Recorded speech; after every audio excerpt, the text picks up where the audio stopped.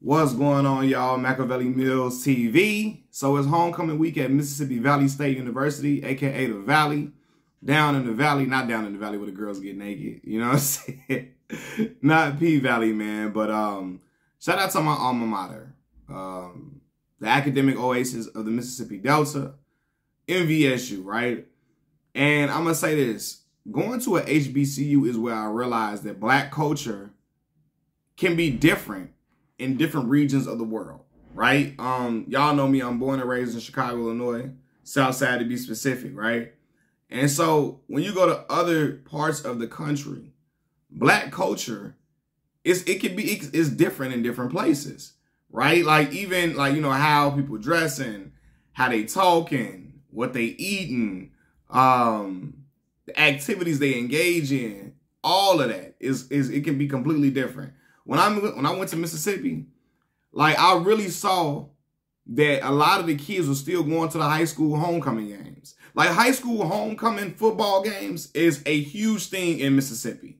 It probably is in the South in general, but I'm talking about in Mississippi, everybody going to the high school homecoming game. They talking trash like they still in a high school, like you would do it at your college, right? They talking crazy. They making shirts. At the football games, it's fireworks at the games. They selling all type of treats, all type of candy, all type of whatever. Like people is really coming to the game with dates. They taking they new boo to their homecoming football game, and it's really finna be a spectacle. And I'm like, bro, I ain't been to my homecoming game at Morgan Park High School in Chicago.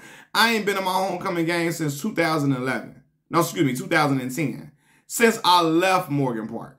I ain't been on Morgan Park football game since then. I promise I ain't been since, and again, the homecoming game was 2010. But the last football game I went to, 2010. I ain't been there since then. But Mississippi, they going to my homecoming games. They getting I'm talking about there's going to be signs and everything out there, right? Hoop earrings. Not going to even lie, y'all. In Chicago, I was not wearing hoops. I was wearing studs. You know, my father wore hoops. My older brother, God rest his soul, he wore hoops too. But it didn't influence me to wear hoops. I'm like, I don't know if I could pull that off in Chicago. Is they gonna think it's feminine or whatever, right? When I went down south, a lot of the boys had hoops in their ear. And I'm like, let me try this, man. I think I'll fool with it. Let me try me with a clean fade. I can pull this off. I started wearing the hoops, and that became my thing since then, right? They got the Catfish Festival. The Catfish Festival in Belzoni, Mississippi, right? Belzoni is in Humphreys County. Shout out to my homies that from Humphreys County down there, right?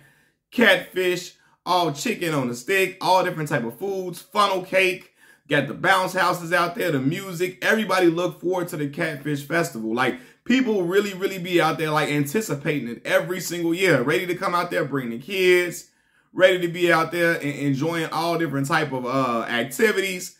You gonna have different type of delicacies. I ain't never heard of a Kool-Aid pickle until I got to Mississippi. I didn't know what the hell that was. Listen, if you don't know what it is, look it up. Banging. I never thought it would be banging in my life. I'm like, yo, what the hell? Kool-Aid and a pickle? Together, Kool-Aid all on a pickle? But I promise y'all, it was something different. I loved it. I enjoyed it. I'm like, Kool-Aid pickle? What is going on? But I stopped talking when I actually ate the pickle. Like, oh, no, this joint banging. Right?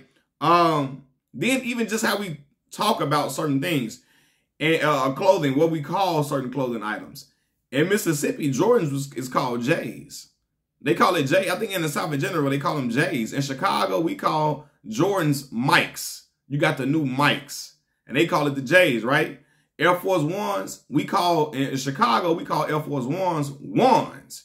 Y'all finna give me some wands, man. I'm finna give me some wands. Now, Herb got everybody saying G Fazos for his homie that passed away in his neighborhood, right, from No Limit. But really, before Herb came out and all of that, it was Wands. We call Air Force Ones Wands.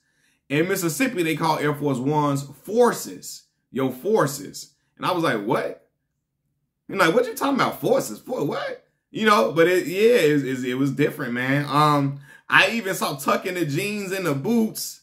That was a different thing for me to see. Like, who tucking the jeans in the boots like that? I ain't never really seen that like that. What? Tucking your jeans in your boots. And then they wore, in Chicago, we was big on wearing the Timbs, the Timberland boots. In Mississippi, they was big on the polo boots. The polo boots was everything in the South. You know what I mean? So that was something that I saw that was different. Even drinking. I don't drink no liquor. But I promise y'all, I never even heard of no Paul Masson till I came to Mississippi. Paul Masson, what is that? Right? But down there, boy, my southern folks are down in that Paul Masson. Like, what is that? What is that? Well, I ain't never heard of that, right?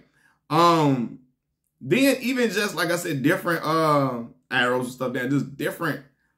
Just the way of life is just completely different, right? People down south make fun out of not much. Because in a lot of areas, it may not be a whole lot of activities and stuff to get into, but they going to find their fun and make their fun regardless. You be like, damn. Also, this too. Young boys in the South drinking beer. Chicago, Mars ain't 19, 20 walking around drinking no beer with no beer in their hand. That ain't happening. It just ain't a thing like that up in Chicago to be drinking no beer. They probably gonna be drinking some Henny, something like that. They ain't drinking no beer. Mississippi, on the yard homecoming time, saw 21-year-olds. You 21, fresh 21, drinking beers. Walking around with beers like they granddaddy, like they forefathers, they grandfathers. Right? But I was like, man, that's really a thing people be doing. You know what I mean?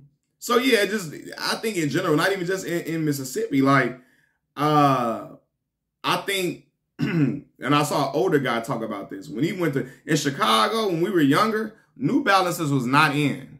New Balance is cool to wear now, but they were not in. In other regions of America, people was having different colors, different flavors of the New Balance shoe. When I was in high school, I was listening to Currency. And Currency would be talking about rocking New Balance shoes a lot. And I'm like, damn, he rocking New Balances? Because New Balance was something you would get talked about wearing as a kid. You know, that was something that grandmamas wore. You know, like an orthopedic shoe, people would call that, right? Some of your grandmama them wore, your granddaddy wore, your great auntie them wore them shoes, and they want to go out on the track or whatever. But then it became something fashionable. And I think it just shows how different in different places, different regions, the black culture could be something different. You know what I mean? Like, just in Mississippi, dancing all the time, making up dances, everything. That was a big thing in the South. All the little kids know how to do the dances. It was major. Even me talking about the culture of the Black Greek letter organizations. In the South, like, they're really close-knit. Because first of all, majority of the historically black colleges and universities are in the South, right? Whether it be Texas, Mississippi, Alabama, Louisiana, right? I feel like I'm missing something. Florida, etc. They're all down there. So a lot of them kids, because they have close connections to the HBCUs, through their grandmother, grandfather, their fathers, their mothers, their aunts and uncles, they're around on campus a lot. They're able to see Black Greek letter organizations do their thing. And they already grow up knowing what they want to pledge. They want to be a noob. That's what I am, right? Kappa Alpha Psi. Some people want to be a Omega, which is people affectionately is affectionately known as Q-Dog, right? Some women want to be AKA, some women want to be Delta, some women want to be Zeta Phi Beta, some men want to be Alpha Phi Alpha. Like, it's people, I never even thought about what I wanted to pledge growing up in Chicago, because while we got a lot of people in Black Greek letter organizations here, it's not stapled into our culture as a youth. Like, they got some called organization called Kappa League. That's a youth mentoring organization that people can be a part of. And, you know, it's kind of like a junior Kappa, like a precursor to being a noob, right? Not a noob, but yeah, a precursor to being a member of Kappa Alpha Psi. You're not going to be a member because you're in the Kappa League, though. Of course, you got to go to college and, you know, have the necessary GPA, impress them in the interviews, etc., right? But it's something that can introduce you to what Kappa looks like, because Kappa League is run by brothers of Kappa Alpha Psi.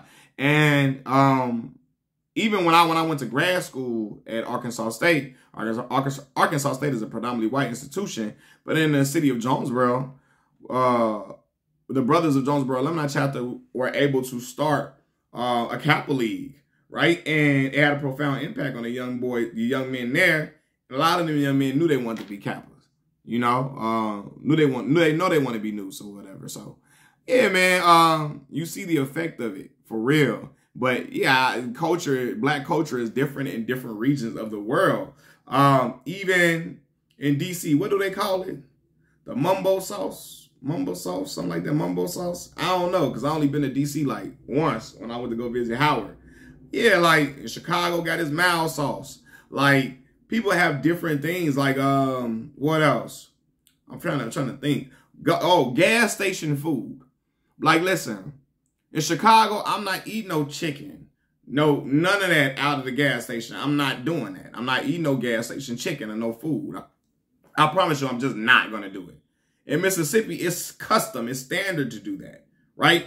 You gonna go to Double Quick, you in Mississippi Valley, you gonna go to that Double Quick across Highway 82 in Mississippi Valley, you gonna get that 5-piece, you gonna get the mashed potatoes and gravy, some people gonna get some okra, they in there got livers in there, you know, they got chicken on the stick, they got potato wedges in there, they got, I'm talking about everything you can think of, gizzards in there, all type of stuff. You hear me? I used to get that 5-piece special from the Double Quick gas station, 5-piece chicken, small mashed potatoes for about $6 and eat like a king with some hot sauce and some bread and some water in the dorm. I was right in New Men Dormitory. What is over with? You hear me? And it's going to make you survive because it's at HBCUs, the cafeteria closed early as hell. They be in there trying to close it at 6:30. Crazy stuff, right? 7 o'clock is when it officially closes. But you know they're going to be in there putting them chairs up, wiping down them tables at 6:30. They're ready to get the hell up out of there, right? So what you going to do? You hungry, the cafeteria closed, you going to go to that Double Quick, go get that 5-piece special. And the women in there cooking, and I'm talking about the black women in there cooking. Your grandmama, your auntie now, all right? In there throwing down, getting busy, cooking like they cooking in their own kitchen on Sunday. You hear me? Or like they cooking at the church, pork chop, all that. You like, damn. What? I got this chicken banging. I remember my mama, my daddy, them first had that chicken. My daddy in there ordering okra, mashed potatoes and gravy, etc. So black culture is different in different regions of America.